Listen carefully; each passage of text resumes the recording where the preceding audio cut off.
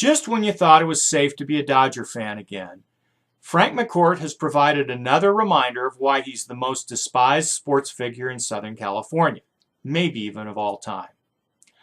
Underfunded Frank seems determined that the auction to sell the team will not include the parking lots surrounding Dodger Stadium. For those coming to the party late, McCourt spun off a company several years ago, Blue Land Corp., to manage the parking lots. He's been paying himself $14 million in rent, and since that company is not included in the Dodgers' bankruptcy proceedings, he figures he'll just hold on to the lots, collect the rent, which is going up, by the way, and reserve the right to develop the land. That last point might be fantasy, by the way. Remember that waterfront parking lot in Boston that McCourt used as collateral to buy the Dodgers? He never developed that, and eventually turned it over to Fox in lieu of payment. But to develop or not develop is not the point. After Dodger fans stayed away from the ballpark last season and effectively forced the bankruptcy and the auction, Frank is letting them know he still intends to hang around. You want to drive to the game? You want to park your car?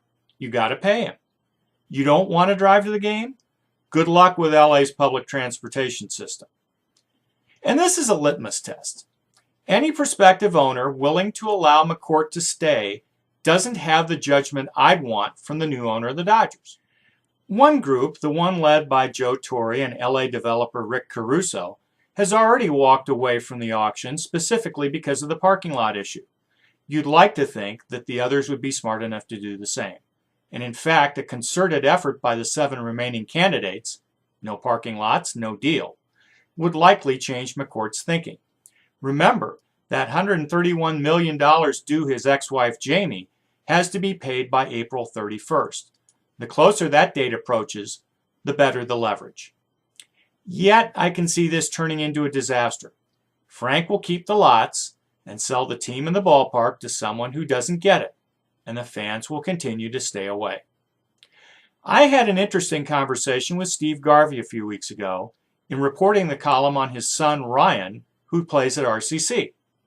Garv, who with Oral Hershiser headed a group that didn't make the first cut, made a salient point when he said, and I quote, "In reality, the spirit of it is owned by the fans. The face of the franchise always has been the fans and the players. Fans will step back and say, 'Now you've got to show me.' If the prospective owner doesn't buy the parking lots, he's shown the fans their feelings don't matter. My guess is they'll respond in kind, as they should." For the Press Enterprise and PE.com, I'm Jim Alexander. Thanks for watching.